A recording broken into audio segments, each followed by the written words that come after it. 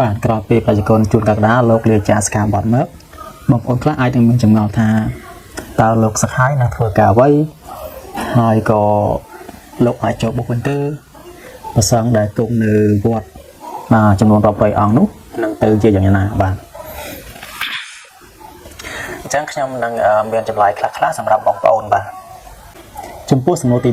1តើលោកសក្ខាយនឹងធ្វើការអ្វី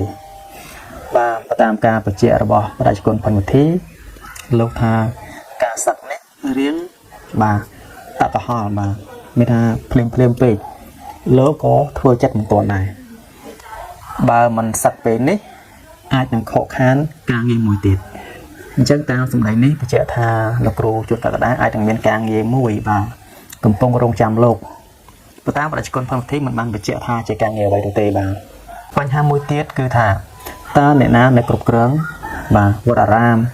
នៅមើលថែប្រជាជនរាប់រយអង្គបាទដែលគង់នៅវត្តប្រាសាទនឹងខ្មៅហ្នឹងអញ្ចឹងចំពោះបញ្ហានេះគឺថាប្រជាជនផុនវិធីលោកនៅគ្រប់គ្រងហើយក៏លោកនៅតែទទូចឲ្យពុទ្ធបរិស័ទហ្នឹងគឺបន្តគ្រប់គ្រងដដែលបាទបើមិនគ្រប់គ្រងទេលោកក៏អាចនឹងលាចាកសិក្ខាបទដែរព្រោះលោកអាចត្រូវត្រង់បាទពីអាចត្រូវត្រង់ប្រសង់រហូតដល់រាប់រយអង្គនោះទេបាទអញ្ចឹងសង្ឃឹមលើពុកម៉ែបងប្អូនដែលជាពុទ្ធបរិស័ទហ្នឹងជួយគ្រប់គ្រងបាទបើញោមទាំងអស់គ្នាអស់សទ្ធាបាត់សទ្ធាព្រោះតែជួនកក្កដាសឹកតែមួយអង្គហ្នឹងអាហ្នឹងសូម្បីតែផិនវិធីក៏អត្តនីថានៅដែរអត្តនីថានៅឯរួមសួរហ្នឹង6ខែឬ5ខែក្រោយប្រូចតាមក្រោយឥឡូវសាកមើលសាកញោមអត់ទៅមើលចុះបើញោមគ្រប់គ្នាមានអារម្មណ៍ទៅអស់ជួនកក្កដាលែងទៅប្រាសាទរឿងខ្មៅមិនដឹងលោកតណាតណៃអស់មិនបាច់ទៅមិនបាច់អីទេហើយស្ងាត់វត្តឈប់ខ្វល់ឈប់អីចាអាត្មាទៅពឹងអីអាត្មាទៅធ្វើការរោងចក្រណាបានអាត្មាទៅចិញ្ចឹមជ្រូកលក់គោលក់ក្របីណាអត់បានទេចំពោះបញ្ហាមួយទៀតគឺថាតើលោកគ្រូជួនកក្កដាហ្នឹងអាចវិលមកសាងភ្នោះវិញដែរទេបាទចំពោះបញ្ហានេះគឺលោកគ្រូបានបញ្ជាក់ថាអាចនឹងវិលមកវិញបាទប៉ុន្តែយូរបន្តិចព្រោះលោកគ្រូនិយាយថាចាស់ទៅអាចមកបួសវិញបាទចាស់បន្តិចទៀតទៅគេលោកសុំបួសអីខ្លះប៉ុន្តែមិនមែនបំណងទេព្រោះខ្ញុំកណាធ្លាប់ពោលហើយថាបើបួសឲ្យឆ្អែតតែបើសឹកគឺឲ្យឆ្អែតដែរកុំមកបួសវិញបើតែមកបួសវិញប្រកាសជាគេថាហើយថាម៉េចមិនដឹងវារកស៊ីអីហ៎បានមកបួសវិញដូចខ្ញុំកណាសាកមើលសាកមកបួសវិញហើយការមកបួសវិញនេះគឺថាអាចនឹងទទួលពាក្យរិះគន់បាទរិះគន់អ្នកខ្លះអាចរិះគន់ថាប្រហែលជាមិនចេះធ្វើអីបានជាវិលមកបួសវិញបាទអញ្ចឹងការរិះគន់នេះគឺតែងតែមានហើយបាទបងប្អូនអាចស្រឡាញ់គ្រប់ស្រឡាញ់នោះគឺមិនមានបញ្ហាអ្វីទេប៉ុន្តែចំពោះអ្នកដែលមិនចូលចិត្តគឺតែងតែមានហេតុផលក្នុងការរិះគន់បាទនេះជារឿងធម្មតាទេអញ្ចឹងបងប្អូនអាចស្ដាប់សម្ដីលោកគ្រូដែលបាននិយាយបាទជាមួយភិក្ខុសង្ឃក៏ដូចជាកូនសិស្សរបស់លោកគ្រូបាទអញ្ចឹងសូមស្ដាប់សម្ដីពិស្ដារដោយតទៅបាទដោយការលាចាកសិក្ខាបទរបស់ខ្ញុំកណាទៅគេលោកសុំបួសអីខ្លះប៉ុន្តែមិនមែនបំណងទេព្រោះខ្ញុំកណាធ្លាប់ពោលហើយថាបើបួសឲ្យឆ្អែតតែបើសឹកគឺឲ្យឆ្អែតដែរកុំមកបួសវិញបើតែមកបួសវិញប្រកាសជាគេថាហើយថាម៉េចមិនដឹងវារកស៊ីអីហ៎បានមកបួសវិញដូចខ្ញុំកណាសាកមើលសាកមកបួសវិញមើលព្រះអង្គមានទូរស័ព្ទឯងព្រះអង្គត្រីសង្ឃធំឃើញរុញតាណាក៏ប៉ះគ្រូដែរមួយថ្ងៃមួយយប់ហ្នឹងប៉ះគ្រូណាប៉ះទាំងអស់សិតតែគ្រូកក្កដាទាំងអស់ចេញមកថ្វាយបង្គំព្រះអង្គគ្រូចៅអធិការទាំងវត្តប្រាសាទនាងខ្មៅទាំងវត្តភ្នំជីសូមាសការចំពោះព្រះគុណម្ចាស់គ្រប់ព្រះអង្គទាំងអស់ទាំងមន្ត្រីសង្ឃទាំងសាមណសិស្សគ្រប់អង្គដោយសេចក្តីគោរពនិងដោយសេចក្តីជ្រះថ្លាសូមអនុញ្ញាតគ្រប់ ជំរាបសួរដល់បងអាចារ្យទួនឈុននិងជំរាបសួរដល់កូនសិស្សទាំងអស់ជាគិរិយាខ្ញុំ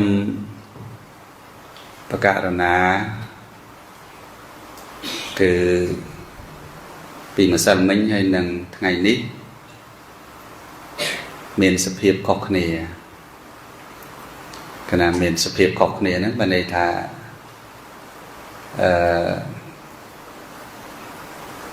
ពីម្សិលមិញមុនម៉ោង8 9ហ្នឹងគឺខ្ញុំកណាជាប្រសង់ចាប់ពីពេលនោះមកដល់ពេលនេះជាឧបាសកណាឧបាសកហើយដោយការលាចាកសិក្ខាបទរបស់ខ្ញុំកណាមានភាពផុសពេញបណ្ដាញសង្គមទាំង Facebook ទាំង TikTok ទាំង YouTube តាមដែលខ្ញុំកណាឃើញគឺឃើញថាច្រើននិយាយពីរឿងខ្ញុំកណាបានលាចាកសិក្ខាបទពីយប់មិញខ្ញុំកណាបើគិតទៅលែងនិយាយពាក្យសឹងហើយខ្ញុំកណាថាដេកចុះណាដេកបើនិយាយពីលក់ប្រហែលជាម៉ោង 2:73 មានញាតិញោមជាញាតិមិត្តពធដែលស្គាល់រាប់អានទាំងអស់គ្នានោះគាត់ផ្ញើរូបវីដេអូឃើញព្រះអង្គយំណានេះទីគុណនេះណាទីគុណណាហើយព្រះអង្គណាទៀតប៉ុន្តែខ្ញុំកណាមើលទឹកប្រភពគ្រប់អង្គគឺដឹងពីជំរឿទឹកបតីព្រះអង្គដែលមិនគួរណាលោកគ្រូលាចាកសិក្ខាបទសោះអានឹងតាមដែលខ្ញុំកណាមើលទឹកបតីពេលនោះខ្ញុំកណាឡៃនិយាយមីក្រូដែរអត់បានមើលព្រះអង្គទេប៉ុន្តែនៅពេលដែលវីដេអូឃើញច្រើនជាការដែលព្រះអង្គសោកគិតថាមិននឹកស្មានដល់លោកគ្រូទៅចោលកូនសិស្សកណាហើយកូនសិស្សប្រសក់កូនសិស្សលោកនៅខាងក្រៅក៏ហាក់បីដូចជាមិនគួរឲ្យជឿថាលោកគ្រូសឹកម្នាក់ឃើញទឹកមុខហាក់បីដូចជាសោះប្រក្រោះអញ្ចឹងតាមពិតលោកគ្រូអត់បានប្រកេនដំណឹងមុនជូនដំណឹងមុនឲ្យបានពេលយូរទេយូរដែរហើយណាមានយូរដែរហើយហើយពេលវេលាដែលជាក់លាក់ហ្នឹងគឺប្រហែលជាខ្ញុំកណាដល់ពេលសឹកបាត់មានន័យថាទីនេះគឺយើងកើតឡើង13ឆ្នាំហើយធនធានដែលយើងមានក៏យើងសម្បូរបែបដែរព្រះអង្គសិស្សមុនសឹកខ្លះឃើញថ្ងៃលោកគ្រូលាចាកសិក្ខាបទអតីតសិស្សមុនគាត់បានអញ្ជើញមកគ្រូមិនបានប្រាប់ទេខ្លះឡើងមកតាំងម៉ោង 2 ម៉ោង 3 ខ្លះមកតាំងពីដាពីដៃដោយដឹងដំណឹងថាលោកគ្រូសឹកព្រឹកហ្នឹងរូតមក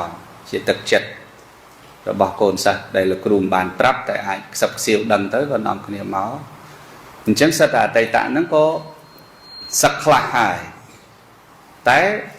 អតីតខ្លះលោកមកជួយការងាររាល់ថ្ងៃហ្នឹង